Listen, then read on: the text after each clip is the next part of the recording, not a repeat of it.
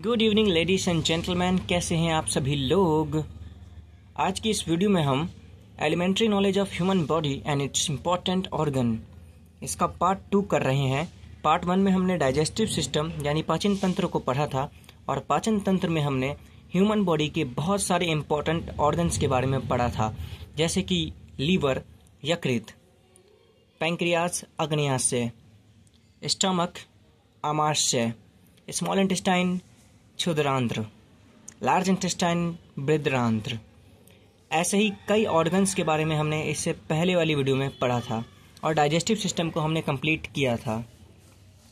अगर आपको याद हो, जब हमने डाइजेस्टिव सिस्टम को कंप्लीट किया था तो लास्ट में जो अग्न्याशय रस होता है, अग्न्याशय रस, ठीक है। अग्न्याशय रस कितनी चीज़ों से मिलकर बनता है? 3 चीज़ों से मिलकर बनता है। कितनी चीज़ों से मिलकर बनता है? 3। अग्न्याशय रस में 3 चीज़ें थी। कितनी चीज़ थी? 3। एक था आपका ट्रिप्सिन, एक था आपका लाइपेज और एक था आपका एमिलेज, ठीक है। Trypsin, lipase, amylase. ट्रिप्सिन किसको तोड़ता था? प्रोटीन को। किसको? प्रोटीन को। ट्रिप्सिन प्रोटीन को तोड़ता था अमीनो अम्ल में। लाइपेज तोड़ता था वसा को, वसा अम्ल में और ग्लिसरोल में। एमिलेज तोड़ता था कार्बोहाइड्रेट को ग्लूकोज में। किसमें? ग्लूकोज में। ये तीनों चीज़ें टूट जाती थी, ठीक है।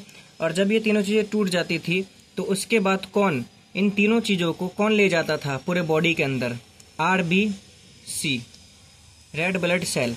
बताया था जो छोटी आंत की जो दीवार होती है वो उंगली की तरह होती है, और उंगली की तरह जो दीवार होती है छोटी आंत की, इसको हम विल्ली बोलते हैं, दीर्घ रोम बोलते हैं। तो विल्ली यानी कि स्मॉल इंटेस्टाइन की जो दीवार होती है उसमें जो है ब्लड वेसल्स, खून की नसें क्या होती हैं? जुड़ी होती हैं। और वहाँ से RBC आता है और सारा का सारा जो फूड होता है, अमीनो अम्ल होता है, वसा अम्ल होता है, ग्लूकोज होता है, ग्लिसरॉल होता है, इसको उठाता है और लेके पूरे बॉडी में चले जाता है।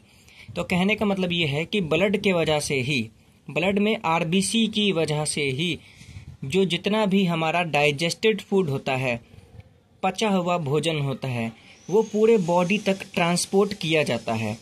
तो ब्लड का और कोई काम नहीं होता। ब्लड का काम ही होता है पूरे बॉडी में ट्रांसपोर्टेशन का, पूरे बॉडी में वहन का, ठीक है। ब्लड किसको ट्रांसपोर्ट करता है? इन तीनों चीज़ों को। इसके अलावा जब हम सांस लेते हैं तो हमारे बॉडी के अंदर जाता है ऑक्सीजन, और फिर उस ऑक्सीजन को पूरे शरीर में कौन ले जाता है? RBC ले जाता है। कौन ले जाता है? RBC। तो रेड ब्लड सेल ही क्या करता है? ऑक्सीजन का भी ट्रांसपोर्टेशन करता है।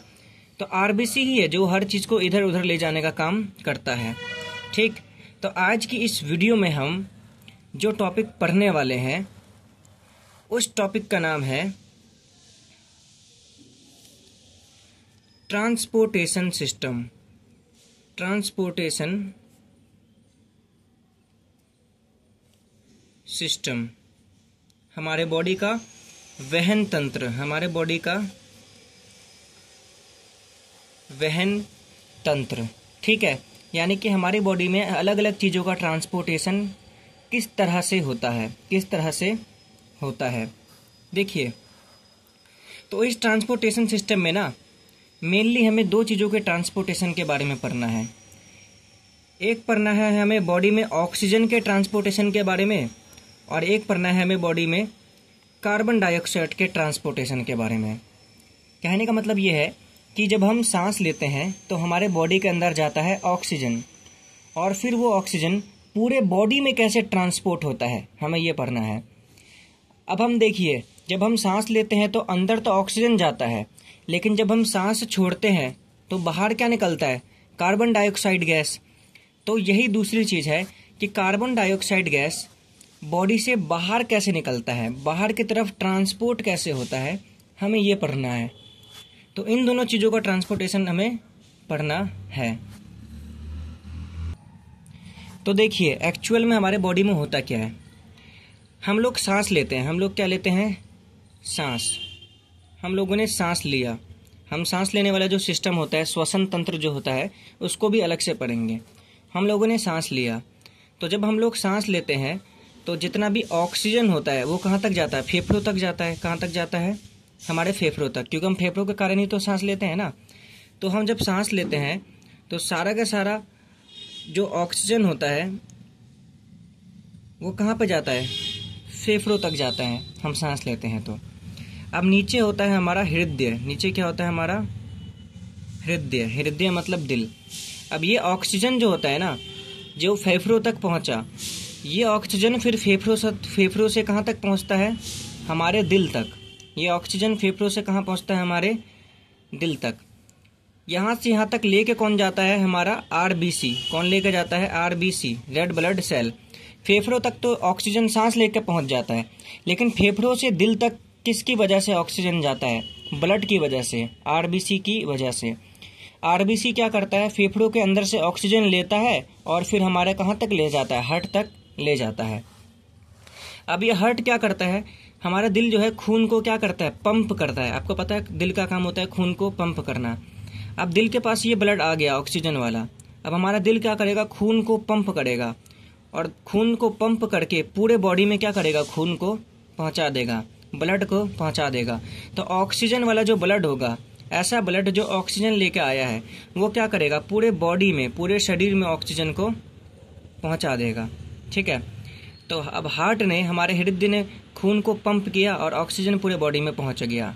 अब जब बॉडी के अंदर ऑक्सीजन का इस्तेमाल होता है, जब बॉडी के अंदर ऑक्सीजन का इस्तेमाल हो जाता है, तो ऑक्सीजन बदल जाता है किस में, कार्बन डाइऑक्साइड में। ऑक्सीजन किस में बदल जाता है, कार्बन डाइऑक्साइड में।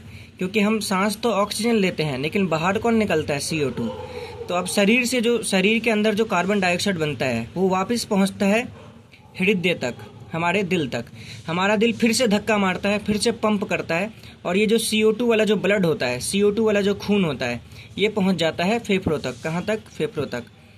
तो सारा का सारा काम आरबीसी ही करता है, आरबीसी, रेड ब्लड सेल। तो शरीर में जब हमारा CO2 बना, तो उस CO2 को रेड ब्लड सेल, हमारा जो ब्लड होगा, हमारा जो खून होगा, वो ले जाएगा दिल तक। ठीक है।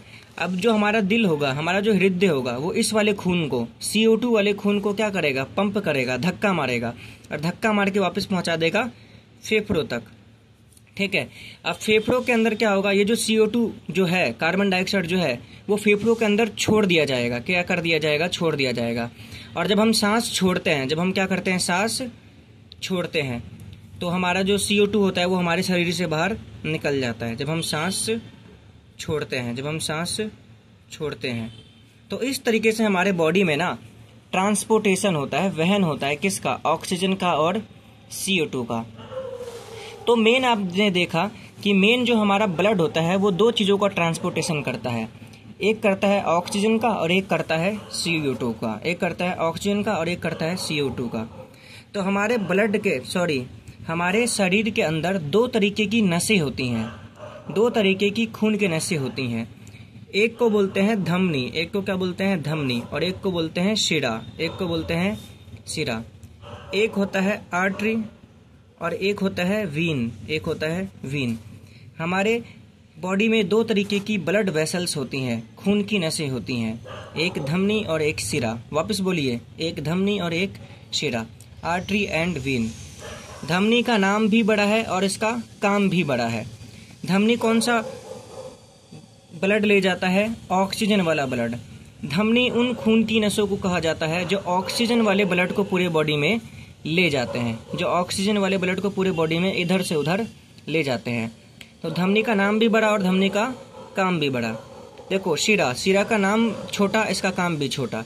ये उन खून की नसों को बोलते हैं जिनके अंदर कार्बन डाइऑक्साइड वाला खून क्या करता है, ट्रांसपोर्ट होता है। CO2 वाला ब्लड क्या होता है, ट्रांसपोर्ट होता है। याद रखना। अगला चीज देखो, जब ऑक्सीजन किसी ब्लड में होता है ना, तो ऑक्सीजन ना बहुत प्रेशर के साथ फ्लो होता है। याद रखना, ऑक्सीजन एक ऐसा गैस है जो कि बहुत प्रेशर के साथ क्या होता है, फ्लो होता है, तैरता है। अगर आपने कभी ऑक्सीजन सिलेंडर देखा हो रियल लाइफ में, तो ऑक्सीजन सिलेंडर में से अगर आप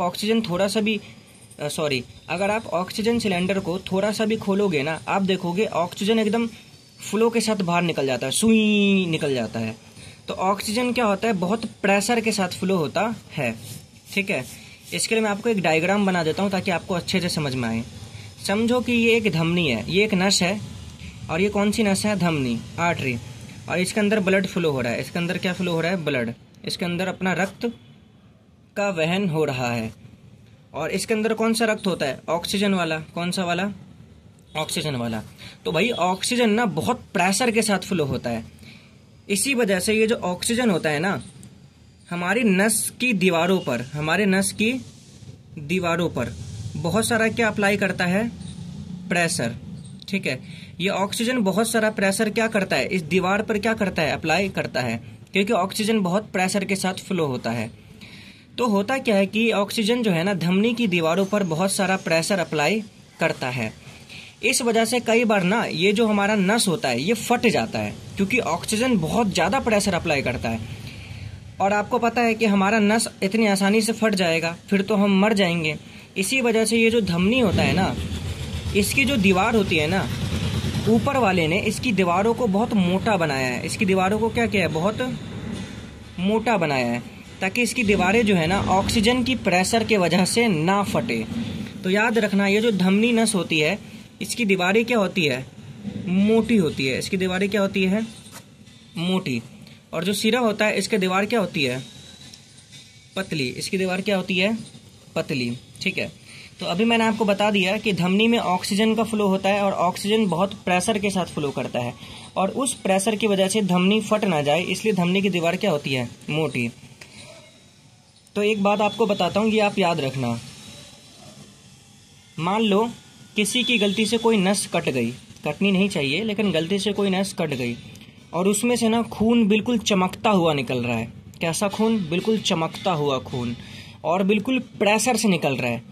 तो बताओ उसकी कौन सी नस कटी थी, उसकी नस कटी थी धमनी, क्योंकि धमनी में जो खून होता है वो बिल्कुल प्रेशर के साथ निकलता है। तो किसी का नस कटा, और वो जो नस है वो बिल्कुल, उस नस के अंदर से जो खून है वो बिल्कुल प्रेशर के साथ निकल रहा है, और चमचमाता हुआ खून निकल रहा है। तो आप बोलोगे उसका जो है ना धमनी कटा था। तो याद रखना, कई बार एग्जाम में पूछ लिया जाता है कि एक व्यक्ति की नस कटी और उस नस में से बिल्कुल चमचमाता हुआ खून प्रेशर के साथ निकल रहा है, तो बताओ कौन सा नस कटा था, धमनी। लेकिन वहीं अगर किसी की नस कट गई और उसमें से जो खून निकल रहा है वो आराम आराम से निकल रहा है, और खून जो है ना चमक भी नहीं रहा बिल्कुल भी, तब उसका कौन सा नस कटा है, तब उसका कटा है सिरा, यानी कि वीन। ठीक है, धमनी और सिरा के बारे में लास्ट बात जो आपको याद रखनी है, धमनी के अंदर एक चीज होता है वाल्व, वो नहीं होता, और सिरा के अंदर वाल्व होता है, वाल्व होता है। अब ऐसा क्यों होता है, ये वाल्व होता क्या है और ये इसके अंदर क्यों नहीं होता, ये समझते हैं। अब वाल्व के बारे में समझते हैं, वाल्व क्या होता है। ठीक है, अब मैंने आपके लिए बना रहा हूँ ये फिर से एक धमनी। मैंने आपके लिए क्या बनाया, एक धमनी, आर्टरी। इसके अंदर कौन सा ब्लड है, ऑक्सीजन वाला ब्लड, और ये ब्लड जा रहा है ऊपर, ये खून जा रहा है ऊपर की तरफ। मान लेते हैं दिमाग में जा रहा है, ये खून ऊपर जा रहा है। तो ऑक्सीजन वाला ब्लड जो होता है वो तो बहुत प्रेशर के साथ जाता है, तो मैंने आपको बताया ये तो सुई ऊपर की तरफ निकल जाएगा, इसको कोई भी दिक्कत नहीं होने वाली। ठीक है, अब मैं आपके लिए बना रहा हूँ एक शीरा। आपके लिए मैं क्या बना रहा हूँ, एक शीरा, और ये है इसके अंदर CO2 वाला ब्लड। कौन सा ब्लड, CO2 वाला ब्लड। ठीक है, और ये भी जा रहा है ऊपर की तरफ। अब मैंने आपको बताया था ये जो CO2 वाला ब्लड होता है ये ज़्यादा प्रेशर के साथ फ्लो नहीं करता, ये आराम आराम से जाता है। तो कई बार क्या होता है, ये जो खून ऊपर जा रहा है ना, तो कई बार ऊपर जाते जाते खून ये वापस पीछे की तरफ गिरने लगता है, उल्टा। ठीक है, ये सेम उस तरीके से है कि अगर आपके पाइप में ना पानी का प्रेशर कम है तो कई बार ना पानी जो है ना वो पाइप से बाहर निकलता ही नहीं है, बल्कि उल्टा वापस जाने लगता है, समझे। तो सेम ऐसा ही है कि ये जो CO2 ब्लड है ना कई बार वापस उल्टा पीछे की तरफ आने लगता है। देखो मैंने आपके लिए बनाया, ये वापस उल्टा पीछे की तरफ आने लगता है। इसको जाना चाहिए था ऊपर, लेकिन क्योंकि कम प्रेशर के साथ ऊपर जाता है ये, तो कई बार वापस उल्टा आने लगता है। तो कई बार इसका क्या हो जाता है, बैक फ्लो हो जाता है, बैक फ्लो ऑफ ब्लड। कई बार ब्लड का क्या हो जाता है, बैक फ्लो हो जाता है। ठीक है, रक्त का उल्टा बहाव, रक्त का उल्टा बहाव। तो शिरा के अंदर कई बार जो रक्त होता है ना वो उल्टा बहने लगता है, क्योंकि शिरा के अंदर ऑक्सीजन जो है, क्योंकि शिरा के अंदर जो कार्बन डाइऑक्साइड है वो कम प्रेशर के साथ फ्लो होता है। तो इसी चीज के लिए ना जो शिरा होता है उसके अंदर ना ऐसे ढक्कन लगे होते हैं। क्या लगे होते हैं, ऐसे ढक्कन। इन्हीं ढक्कन को बोला जाता है वाल्व। इन्हीं ढक्कन को क्या बोला जाता है, वाल्व। और ये ढक्कन क्या करते हैं, ये जो ब्लड वापस आता है ना पीछे, इसको रोक लेते हैं, इसको नीचे की तरफ जाने नहीं देते। तो इसी वजह से ना शिरा के अंदर, वीन के अंदर वाल्व लगाए जाते हैं, ताकि वाल्व क्या करे, रक्त के उल्टे बहाव को रोक सके। और जब प्रेशर ठीक ठाक हो जाता है तो ये वापस ब्लड क्या जाता है, ऊपर जाने लगता है। तो याद रखना, धमनी के अंदर वाल्व नहीं होता, क्योंकि धमनी के अंदर ढक्कन का, वाल्व का कोई काम है ही नहीं। इसमें तो ब्लड फुल प्रेशर के साथ सुई निकल जाता है। लेकिन जो शिरा होता है इसके अंदर वाल्व होता है, ताकि जो ब्लड होता है ना उसको वापस पीछे की तरफ बहने से रोका जा सके। धमनी और शिरा, गुड, याद हो गया, बहुत बढ़िया। चलिए अब आगे चलते हैं। ठीक है, तो अगर कभी भी आपसे पूछा जाए कि धमनी में कौन सा ब्लड होता है तो आप बोलोगे ऑक्सीजन वाला ब्लड। ठीक है, लेकिन अगर आपसे कभी पूछा जाए फुफ्फुस धमनी में कौन सा ब्लड होता है, कौन सा, फुफ्फुस धमनी। कभी अगर आपसे फुफ्फुस पूछ ले, 1 नंबर में बहुत इंपॉर्टेंट सवाल बन सकता है ये। तो जब भी आपसे फुफ्फुस पूछे ना, समझ जाना फुफ्फुस लगते ही सब कुछ उल्टा हो जाता है। तो फुफ्फुस धमनी में होगा CO2 वाला ब्लड। कौन सा ब्लड, CO2 वाला ब्लड। रट्टा मार लो बस इसको। ऐसे ही अगर आपसे पूछा जाए शिरा में कौन सा रक्त होता है तो आप बोलोगे CO2। कौन सा रक्त, CO2 वाला रक्त। लेकिन आपसे पूछा जाए फुफ्फुस शिरा में कौन सा होता है, फुफ्फुस शिरा में, तो मैंने आपको बोला फुफ्फुस लगते ही सब उल्टा हो जाता है, तो आप बोलोगे फुफ्फुस शिरा में होता है ऑक्सीजन वाला रक्त। चलिए अब पढ़ते हैं मानव हृदय के बारे में, ह्यूमन हार्ट के बारे में। ठीक है, ह्यूमन हार्ट के बारे में देखो, ह्यूमन हार्ट में ना टोटल 4 चैम्बर होते हैं। कितने चैम्बर होते हैं, 4। ह्यूमन हार्ट में 4 कक्ष होते हैं। कितने कक्ष होते हैं, 4। ऊपर वाले कक्ष को बोला जाता है अलिंद। क्या बोला जाता है, अलिंद। तो ये भी अलिंद होगा और ये भी क्या होगा, अलिंद। याद रखना, ऊपर का कोई सा भी हो तो उसको अलिंद बोलेंगे, और नीचे के दोनों कक्ष को बोला जाता है निलय। क्या बोला जाता है, निलय। इंग्लिश वाले लिख लो, ऊपर वाले को बोलते हैं आर्ट्रियम, नीचे वाले को बोलते हैं वेंट्रिकल। ठीक है, अब जब भी हम हृदय की बात करते हैं ना, तो होता क्या है कि राइट वाले चीज को लेते हैं लेफ्ट में और लेफ्ट वाले चीज को लेते हैं राइट में। जैसे इधर की बात करूं तो इधर हमारा होता है दाया, लेकिन हमें हृदय में मानना है बाया। ठीक है, तो हम इसको बोलेंगे बाया अलिंद। क्या बोलेंगे, बाया अलिंद। ऐसे ये होगा बाया निलय, बाया निलय। ठीक है, अब रियल लाइफ में ये होता है हमारा बाया, लेकिन इसको पढ़ेंगे हम दाया। तो ये होगा हमारा दाया अलिंद और ये होगा हमारा दाया निलय। ठीक है, याद रखना आप, दाया निलय। अब एग्जाम में आपसे पूछा जाता है कि हमारे हार्ट में 4 चैम्बर क्यों होते हैं, 1 2 3 4। ठीक है, तो हमारे हार्ट में 4 चैम्बर इसलिए होते हैं ताकि हमारा जो ऑक्सीजन वाला ब्लड है और CO2 वाला ब्लड है वो एक दूसरे के साथ मिक्स ना हो। समझे, ऑक्सीजन वाला ब्लड अलग कमरे में होता है और CO2 वाला ब्लड अलग कमरे में होता है। तो 4 कमरे इसलिए होते हैं हमारे हार्ट में ताकि चारों कमरों में अलग अलग ब्लड रहे, अलग अलग ब्लड रहे, कोई भी ब्लड एक दूसरे से मिक्स ना हो। समझे, आगे देखिए, हमारे हार्ट में जो अलिंद होता है ना, अलिंद का काम होता है रक्त को इकट्ठा करना। रक्त को क्या करना, इकट्ठा करना, रक्त को इकट्ठा करना, इकट्ठा करना। ठीक है, अलिंद का काम होता है रक्त को इकट्ठा करना। तो चाहे आपसे बाया अलिंद पूछे या फिर दाया अलिंद पूछे, दोनों ही अलिंद का काम होता है रक्त को इकट्ठा करना। समझे, ऐसे ही निलय, किसका, निलय। निलय का काम होता है रक्त को पंप करना। रक्त को क्या करना, पंप करना। तो चाहे आपसे बाया निलय पूछे या दाया निलय पूछे, दोनों का काम क्या होता है, रक्त को पंप करना। अब इसमें एक इम्पॉर्टेंट चीज, जब भी हम बाया की बात करते हैं, किसकी बात करते हैं, बाया, तो हम बात करते हैं ऑक्सीजन वाले रक्त की। और जब भी हम बात करते हैं दाया की, किसकी, दाया की, तो हम बात करते हैं CO2 वाले रक्त की। किसकी बात करते हैं, CO2 वाले रक्त की। उदाहरण के तौर पे आपसे मैं पूछूं अलिंद का क्या काम होता है, तो आप बोलोगे भैया अलिंद का काम तो होता है रक्त को इकट्ठा करना। लेकिन मैंने पूछा बाया अलिंद का क्या काम होता है, तो मैंने आपको बताया था बाया का मतलब होता है ऑक्सीजन वाला रक्त। तो बाया अलिंद क्या करता है, ऑक्सीजन वाले रक्त को इकट्ठा करता है, समझे। आपसे मैं पूछूं अलिंद का काम क्या होता है, आप बोलोगे रक्त इकट्ठा करना। लेकिन दाया अलिंद पूछूंगा तो मैंने बताया दाया का मतलब होता है CO2 वाला रक्त, ठीक है।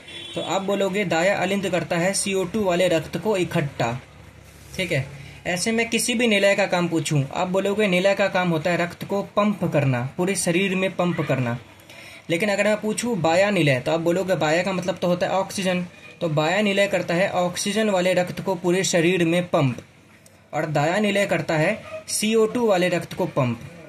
तो ये ट्रिक आप याद रख लेना, अलिंद रक्त को इकट्ठा करता है, निलय रक्त को पंप करता है। बाया की बात होगी तो ऑक्सीजन वाले की बात होगी, और दाया की बात होगी तो CO2 वाले रक्त की बात होगी।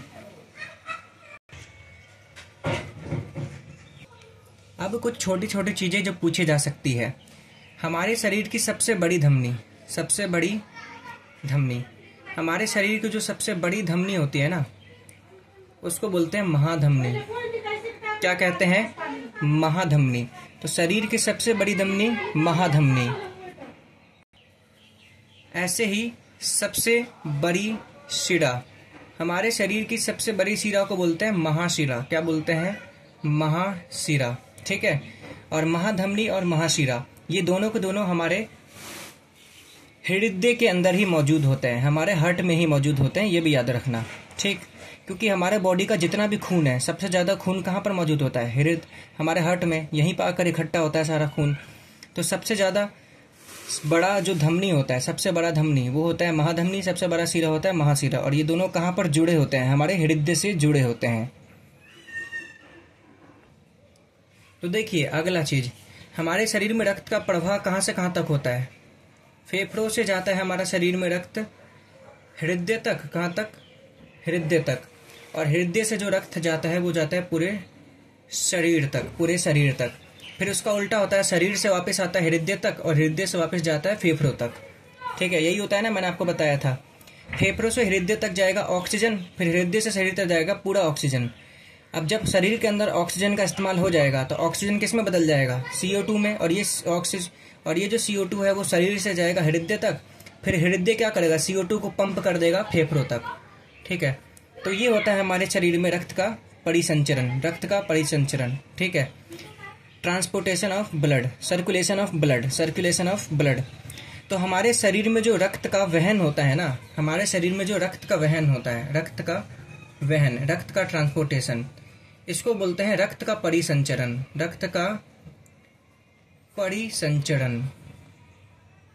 ठीक है।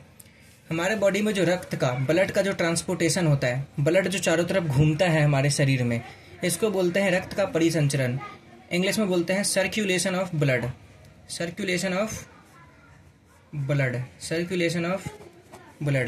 रक्त का परिसंचरण। सिंपल सा चीज है, याद रखना। रक्त का वहन जो होता है हमारे शरीर में, इसको रक्त का परिसंचरण कहते हैं। अब एक सिंपल सी बात, अगर आप देखोगे जो हमारा ब्लड होता है ना, वो हमारे हृदय से 2 बार गुजरता है एक चक्कर पूरा करने के लिए। एक बार देखो, जब ये आ रहा है रक्त तो 1 बार गुजर गया, और ये जाते वक्त देखो दूसरी बार गुजर गया।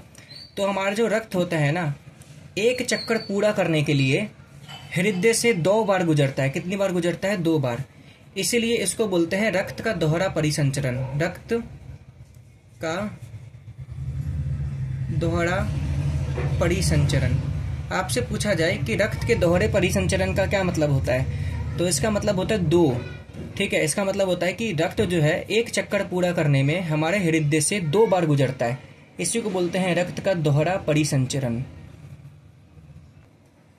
अगला चीज ये है कि फेफड़े और हृदय, इन दोनों के बीच में जो रक्त का परिसंचरण होता है ना, इसको हम बोलते हैं फुफ्फुसीय परिसंचरण।